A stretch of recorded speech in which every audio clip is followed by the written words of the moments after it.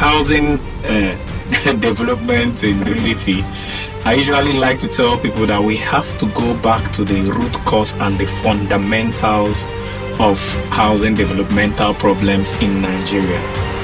The problem is that what happened is that over the years, government budget money for housing in the budget, whether the budget you call it fictional or whatever name you call it, I don't want to know about that. Because when you sign the budget, it becomes law.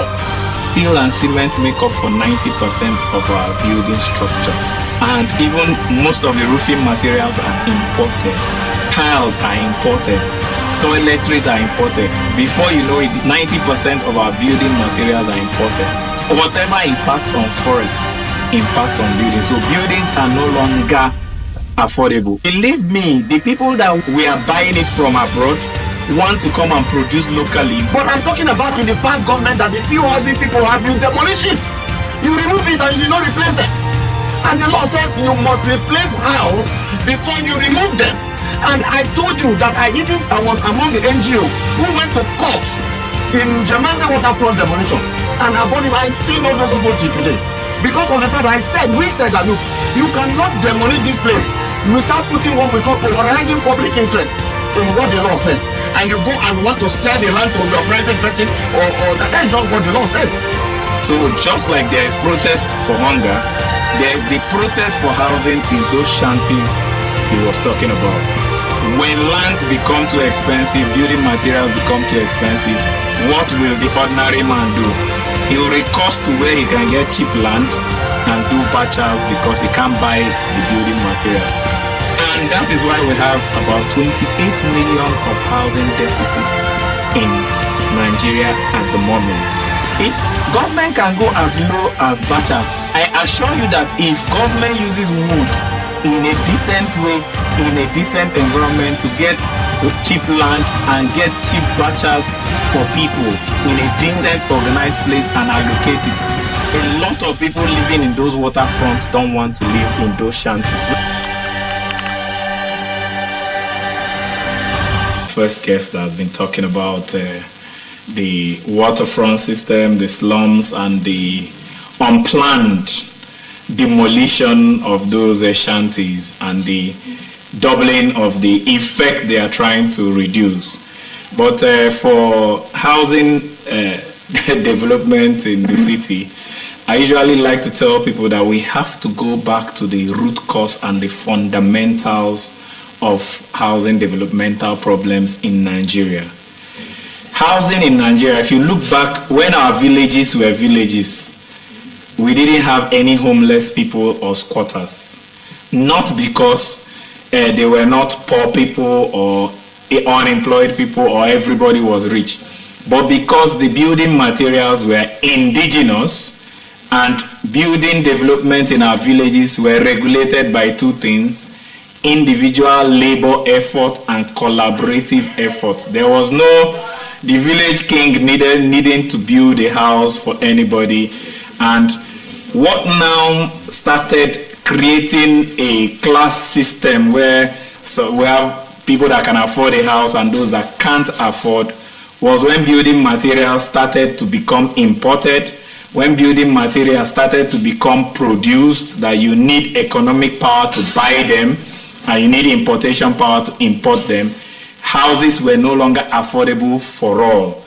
Before now, you go get clay with your friends, you go get bricks with your friends, you go get thatch roof with your friends, and the age grade system in most of our villages was where if you are in my 8th grade and this month you are the one building a house, the rest of us will come together and collaborate and help you. And before the matters became very bad, our cooperative system in most of our organized labor system was helping us. But right now, even the cooperatives can no longer afford housing except few people. What now happens?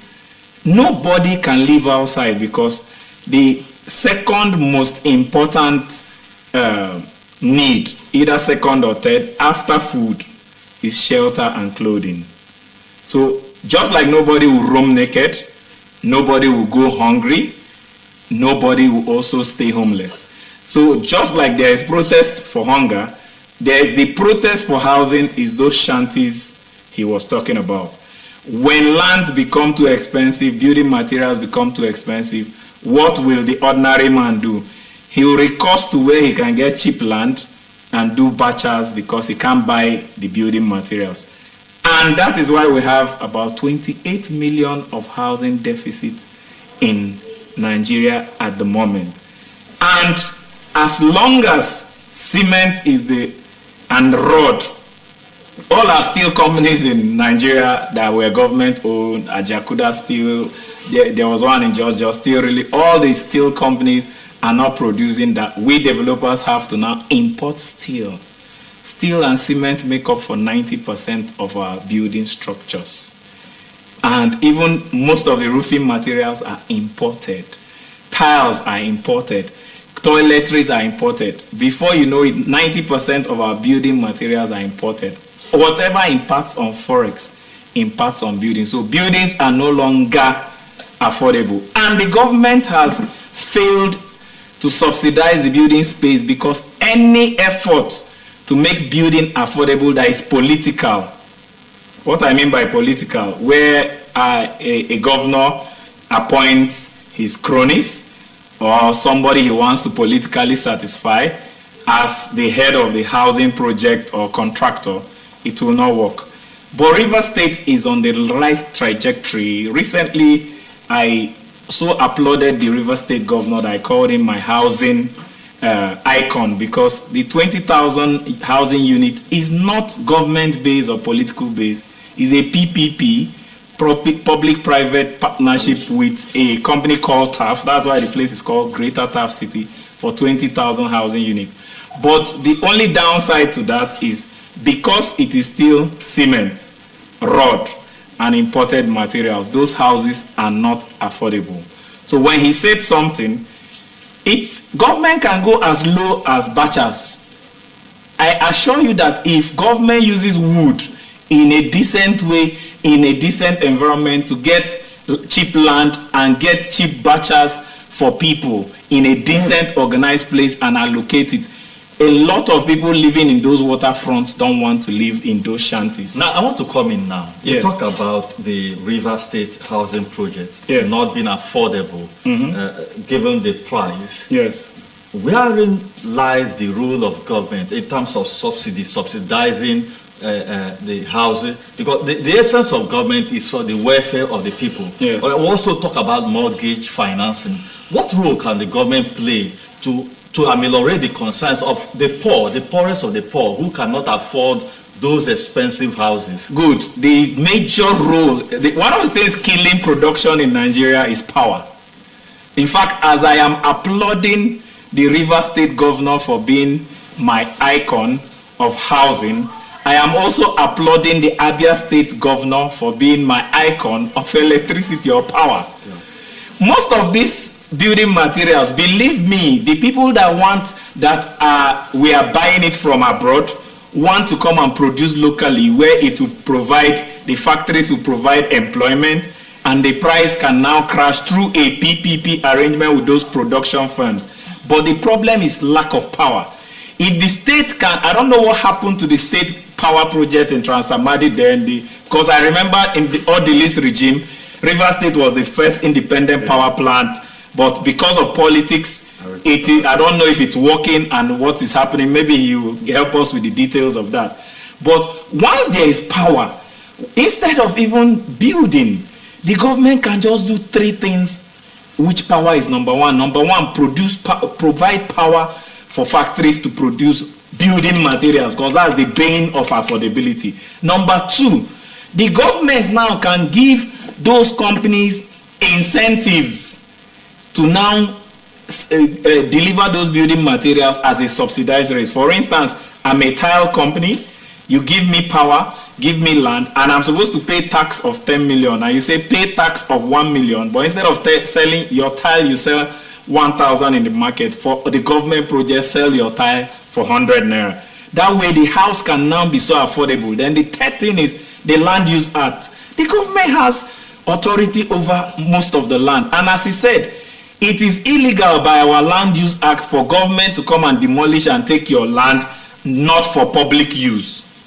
it must be for public use, for a public institution use. So for public use, which is mass housing, the government has the right, like the 20,000 housing project, it's a PPP where government provided land, but government could not provide the building materials. The houses are cheaper than our private standard houses because the cost of land has been subsidized from those houses. But because Forex has made exchange so high that cement is high, rod is high, tiles are high, even if you give with the free land, the houses are still not affordable because of Forex. Mr. Duko, let me get your perspective of the role of government in bridging this gap. He has made reference to the fact that the cost of building material is high. Now, where lies the fate of the low-income earners in our society today? If assuming that project going on in Alo by the state government, the low-income earners cannot afford that. You earlier on mentioned the past when we had Ajib Housing Estate, we had Elekaya Housing Estate. It was an effort of the government that brought about those projects we see today. So what can government do in this regard? Yes, very quickly, let me also applaud, just like he did Governor Sim Fubara, because he actually told the line of Governor Odili in around the year 2000. If you go to Sakbewa, there are still low-cost housing estate, your unit that are there.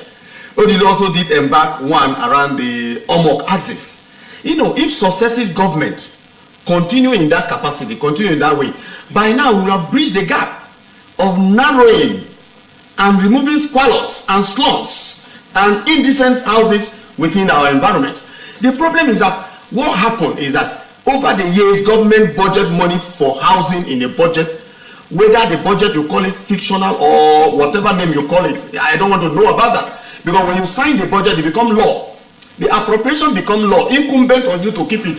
So if, for example, there's 10,000 units in the budget in the year 2000 or 2010 or what, and you do not keep it, the public should be able to raise alarm and say, look, in your budget, so here we have money for housing. Why did you use it?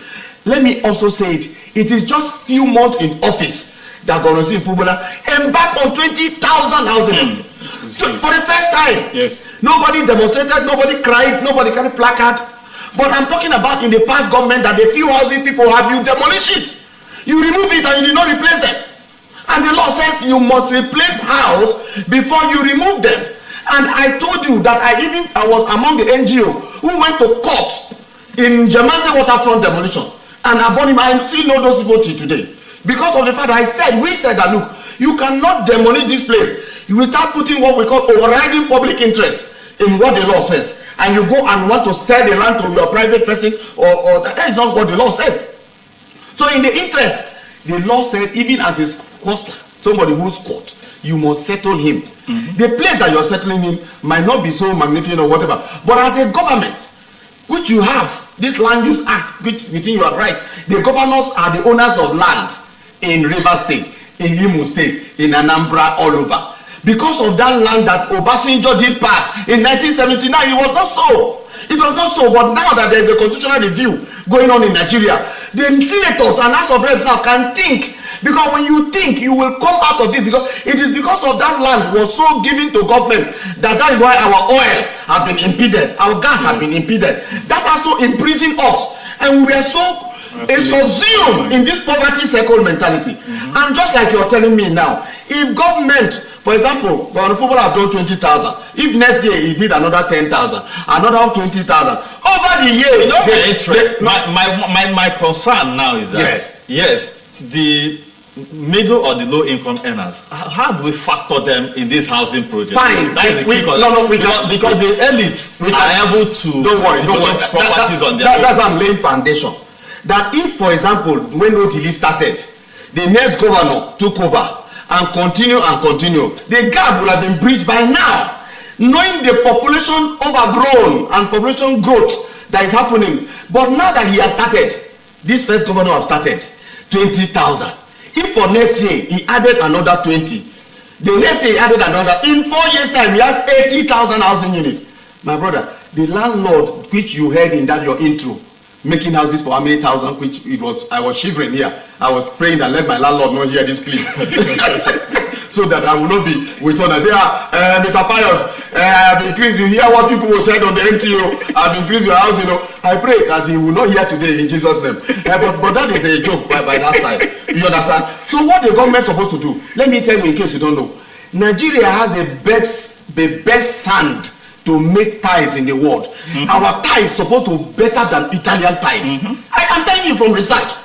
We get the best glass sand in the whole world. Yes. We get the best, but so docility over importation, over looking at oil instance, begin to make us so dwarf. In other countries now, they are making bricks that poor local housing as they are using. Yes. It doesn't use cement. It's just to join them, mold the brick and join them, and you form a concrete and you put that on you and remove people from bridges. When you drive along the bridges, are you not ashamed that a man will carry blankets and go and lie under the bridge?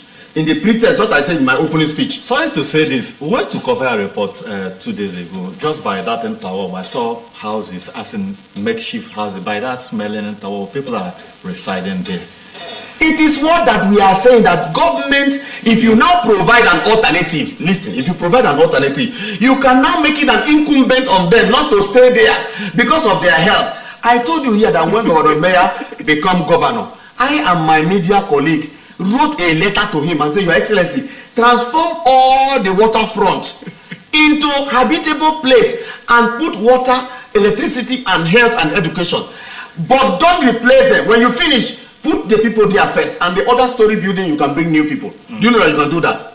You can take statistics of people who are living there and build skyscrapers. How come that the white people put good houses within the waterfront? Our own is the thatch house, our own is the bunkers, our own is the zinc houses. So if we come back, and let me also say quickly, if we break the monopoly of 2 persons owning cement factory in Nigeria, we cannot succeed. We cannot succeed. Not 2 persons can own and imprison Nigeria in the conquest, and you now conquer. That is primitive accumulation of wealth. We should begin to come out of that cocoon. We begin to come out of that cycle and open a bid for where a lot of people will open mini industries. You know, your own need not to be so gigantic like Nkaragu cement industry. It's not going to be so big like that. It's not going to be as big as Benue industry. But government should make deliberate effort not to kill people who are trying. There were other cements in Nigerian circle. What happened? Killing, hatred, backbiting, going to government and say, kill this one is doing this one is not paying tax, and government begin to stop others. How can you be a monopoly? And that was why we are even talking against this power holding. That you don't hold the power all through. Break away. Let other people decentralize power, decentralize cement, decentralize iron and steel. Look at the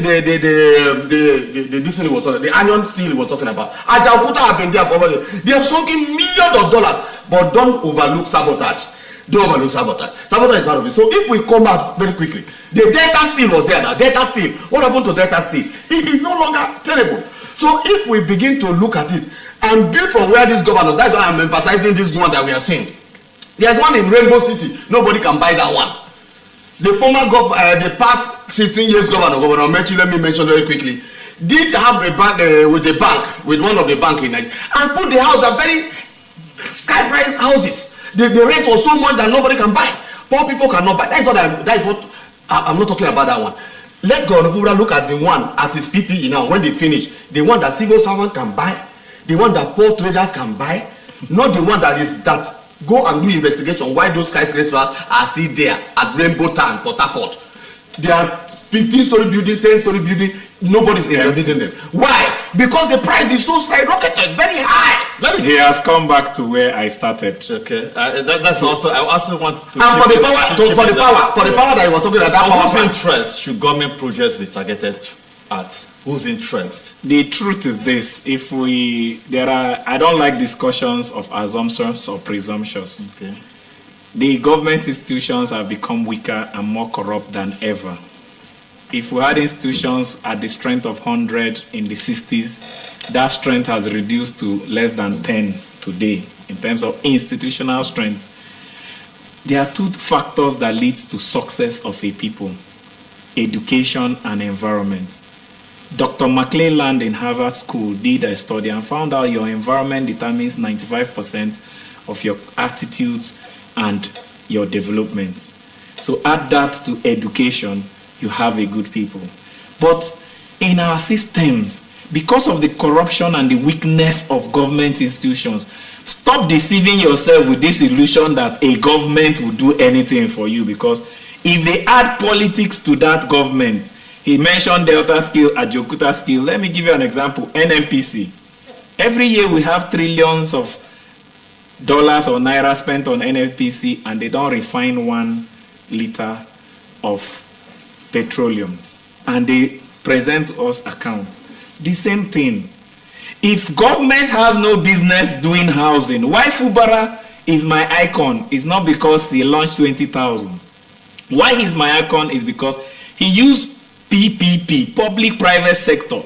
And the private sector-driven economy is driven by one thing: profit. So as long as the private sector practitioner imports steel, buys glass, imports tiles, Nigeria is the most blessed country in the world that our sand can produce the best glasses in the world. Our sand can produce the best tile. Our iron is one of the best, can produce the best steel in the world. But because there is no power, as I'm talking to you, I have more than 7 companies that, if there is power today, are willing to come. And immediately I heard about Abia State. Yeah. I'm already discussing to go there. I had a meeting with the Greater Aba Development Authority, MD, for us to know where their industrial park is. An industrial park is it's a place where government provides power and does a free trade zone or free production zone that the companies don't pay taxes. Yeah. If there is a building material free trade zone in Rivers State with our gas, that power, I need you to talk about the power plant in Trans Amadi, supplying 24 hours power to that industrial park. They don't pay tax and subsidize the power for them. Sir, we will be producing glass for export, and it will be so cheap that anybody can afford it. Secondly, the reason why you should never compare our civil servants, low-income earners, with the economic realities of this country is that every day the gap between the exchange rate and the earning potential of civil servants is so widening that it's unrealistic. A basic what do you call minimum wage is 30,000 when dollar was I think 150 to a naira. Okay. Now dollar jumped from 150 to 1,005. Let's use that benchmark because we know it's more than 1,005. Yeah. 150 to 1,005 is times 10. That means the minimum wage today is supposed to be 300,000, not 30,000. So if you are talking about the economics of housing, if minimum wage is not 300,000 in today's exchange rate, where we import using that same dollar that is 1,005, an average Nigerian worker has no business affording that house with such wages. That comes to my next question. How do we bridge income inequality in Nigeria? How you bridge income inequality in Nigeria is 2 things: bridge, import, local production inequality. That's the simple answer. If we are not producing, we are importing, and the global currency is dollar. As dollar rises, income earners or salary earners are going down. If you want to appreciate how poorer you have become between when dollar was 150 and when now that dollar is 1,005, you are now 10 times poorer. Because Nigeria is an 99% import-laden economy.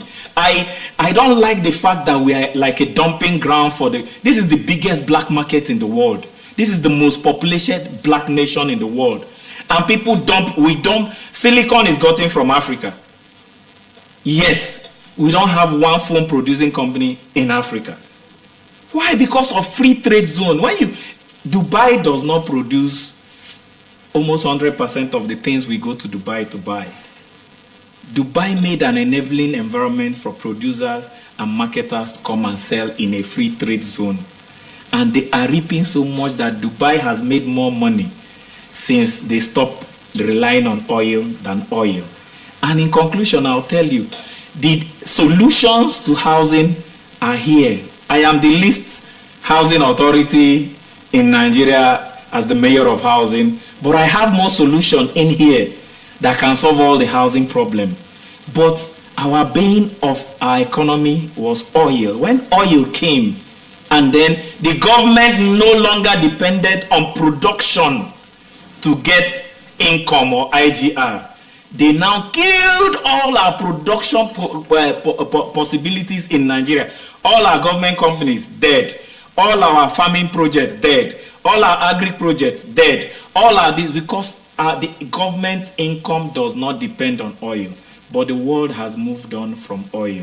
The new oil is this one in between our ears. If the government does not begin to bring our solution home and bring these things home, an industrial park will provide employment for these same workers. It will make goods and services cheaper, and it will crash the the price of house. The least house right now in that 20,000 housing estate is about 20 million naira. If these things are in place, I assure you that same house will come down to like 4 million or 3 million naira. How many workers with the present salary, how can you afford a 20 million naira house with a 30,000 minimum wage?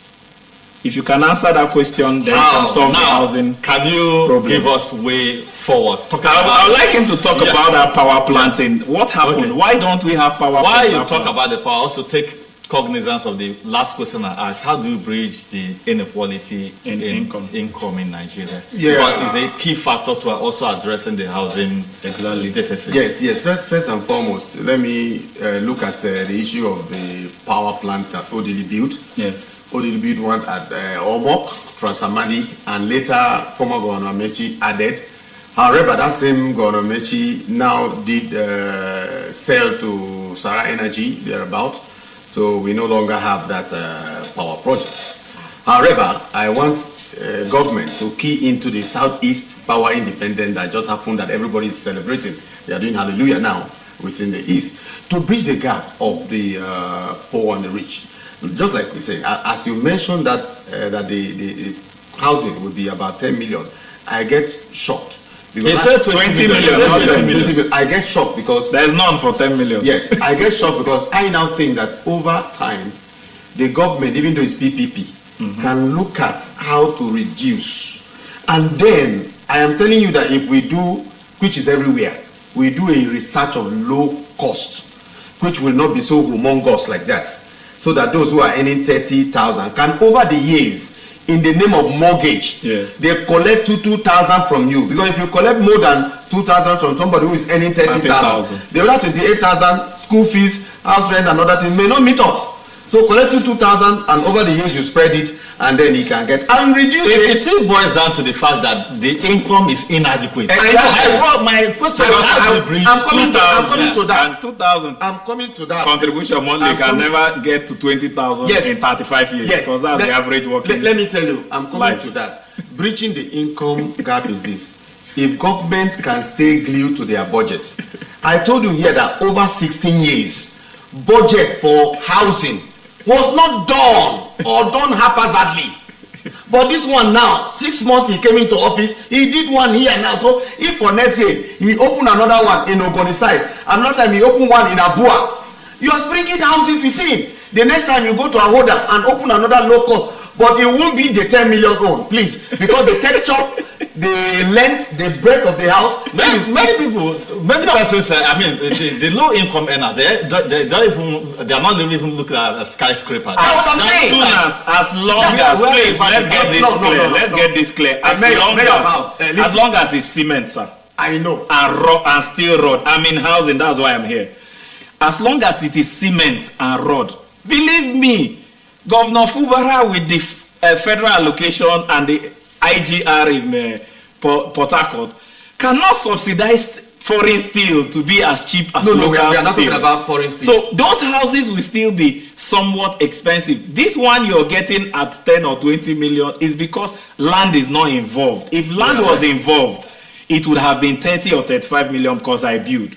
The houses they are selling for 20 million, if house was involved, it would be 35 to 40. So fine. So they've already done like 50% subsidy because of land, because land cost was provided by the government. But still, zinc that we use or roofing Mr. tiles China, are foreign. the point is that 2-bedroom flat is how much? We are, that's the one that No, I'm is 20 telling million. you, if you want to build 2-bedroom flat, That's the 20 million. No, for me, I said, If I am building 2-bedroom flats for you, with today's reality, it will be 35 to 40 million. I will not call you. Because I will go and look for where I will do my own and I will get maybe 7 million. If you know, I will micromanage it. That's what I'm telling you. If you million. know where you buy cement at 5,000, it will be 7 million, sir. Yeah, we can Where can we buy cement for 5,000? Now, even in the circumstances of this high cost, is there no place the government, no road government can play?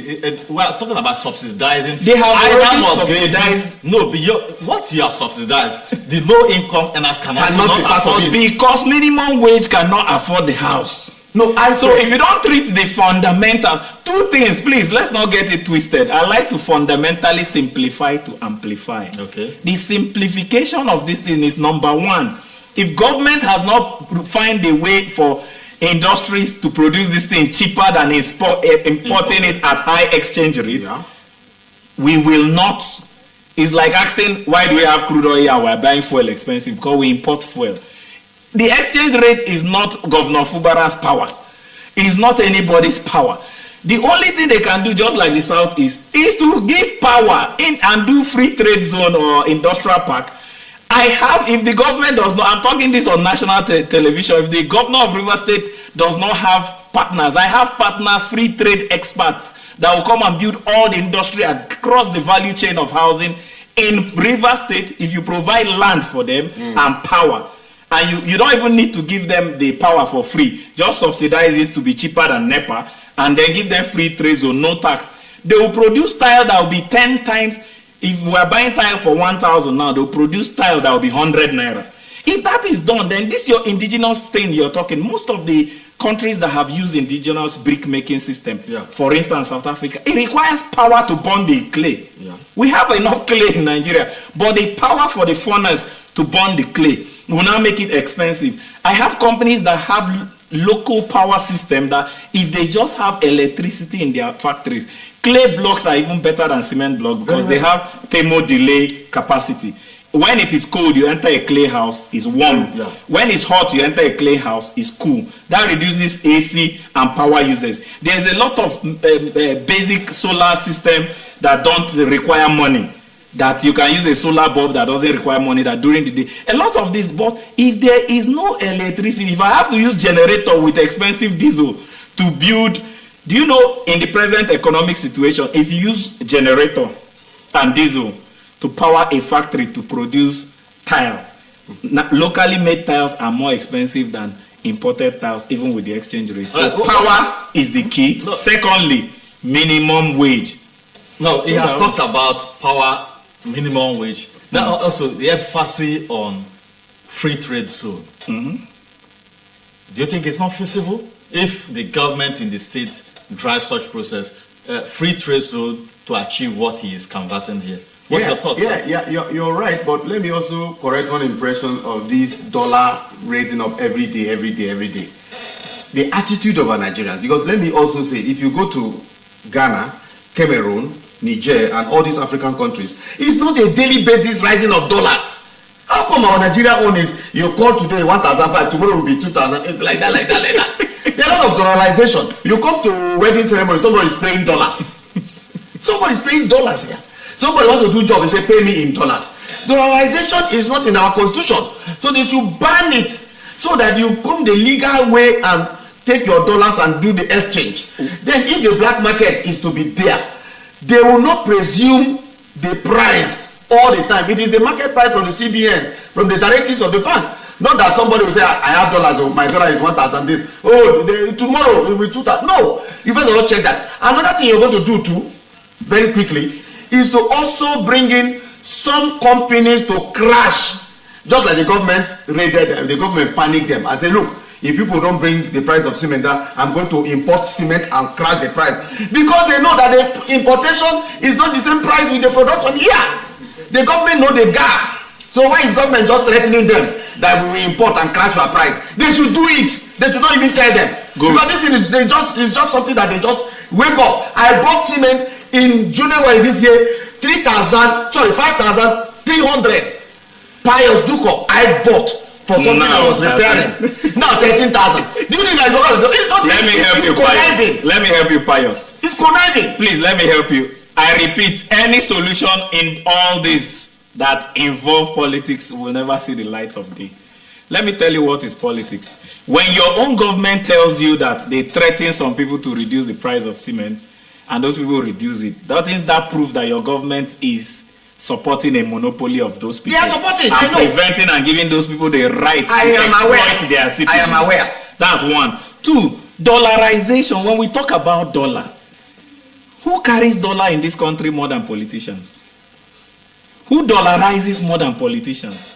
If we can get the political will for politicians to jettison dollar and follow naira, thing will crash. Dollar will crash overnight. But because my East China, the mayor of housing, I'm not interested in telling politicians what to do. I'm not interested in telling in dollar. I'm not interested in exchange rate. All I'm telling you is that I am not telling you the unknown.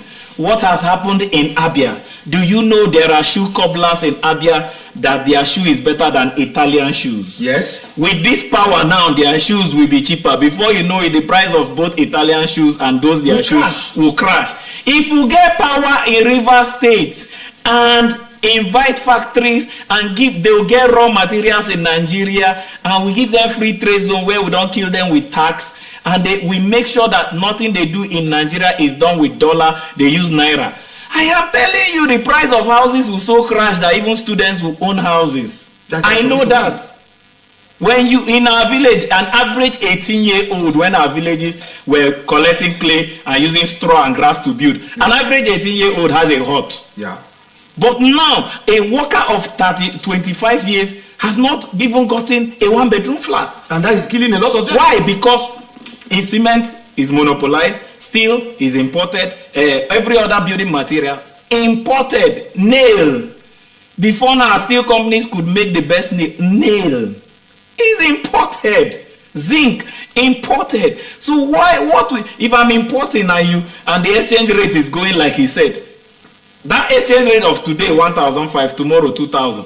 If I'm importing, what will I do? I'll budget with exchange rate of 3,000. In case anywhere it gets to, I'll still be covered. Because in business, nobody does business to lose. Profit is the driver of economic industry. And if you don't look for a way for people to legitimately make profit without exploiting the citizens, the ones that are making it by exploitation will keep keeping us where we are, and we will now be slaves in our own land. We're like refugees in Nigeria. Solution to building materials. Number one, we should look inwards. Nigeria should produce ties. I have told you, and he has confirmed it, that the materials, everything that we need is there. The Jalkuta industry is there. The former Delta Steel, those steel companies should begin to spring up. Secondly, people should not deceive us and they say they import cement and do their own calculation and they now give us any price. There must be price control mechanism now. Now is the time that government should stamp their price and say, whatever name you call yourself that sell this cement, you will not sell above this price, and they seal it. Another quick thing we need to do is to look at research area where local raw materials, as is done in some African countries, very beautiful houses. It could be clay, it could be wooden, but affordable, beautiful. And then you come with this one that you flood the market, just like they have done in Alo. The government can do another one in, for example, Ahoda side. They can do another one in Ogoni side. Yes. By the time that many of them springing up, it will also crash the price of houses, because most of the landlords who are Shylocks, who are holding our throat like this, they may no longer see chance. I will tell my landlord, I'm not interested. Let me go into a virgin house that is this at so place, or maybe in Abua. And I can drive from Abua to Port Harcourt within 30 minutes because of this good road and this link road that Pumara is building. The ring road. Yes. So if we begin to do that, over time the prices will crash, and then those who are working in civil service, they will not be eager to steal. But why people are eager to steal is that I will soon retire though. I am not getting a house in my village. I'm not getting a house in Port Harcourt. If some government give you money to do something, they collect the money and they I'm not meet me on the road and collected all the money. Oh God, I'm sorry, God, I'm sorry. There's nothing you can do. Highest you do, you set up a panel and the panel will say, you tell the panel, please look at senior boy eye and look inside the bag and look if there is chicken inside. And the man will say, okay, I have seen that very soon you will retire. Let's allow him, let's forgive him. That is why I told you here that if we look at the budget, when you budget housing, 16 years ago, how much did Rivers State government budget for housing? From the days of Amechi to the days of Wike, what did we budget? Budget is a political thing. As long as politics is involved, I have told you also. I have also told you that appropriation bill is a law. Yes, who breaks the law? Who sets the law, breaks the law? What will you do? Who enforces the law? Odili also started, and that is why I gave this example. That if the other in-between governors were able to continuation, by now housing will not be a problem. The places in Lagos, those Maroko, those are Jegule, those places, they are growing houses now. Let me answer you, Pius. Was there a law for electoral malpractice in Nigeria? Was there a free and fair election? So law is a political thing in Nigeria. As long as politics is involved, these things will not see the light of day. And let me use this conclusion. Please, let's not end this program without appreciating the governor of Rivers State. That's why we are echoing Governor that Sain Fubara. Yes. You are saying 20,000 additional. Do you know if the governor can complete this 20,000? The biggest estate right now in Port Harcourt, Gulf Estate, is 1,000 houses. So what you are seeing in Alu is 20,000.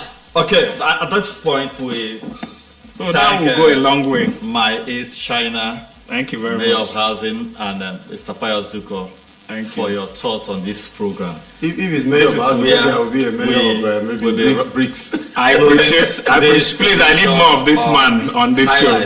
Our focus has been the challenges of housing development for urban residents. We sincerely appreciate you here for your time for this program. Keep watching NTA and have a fruitful weekend ahead. Thank you.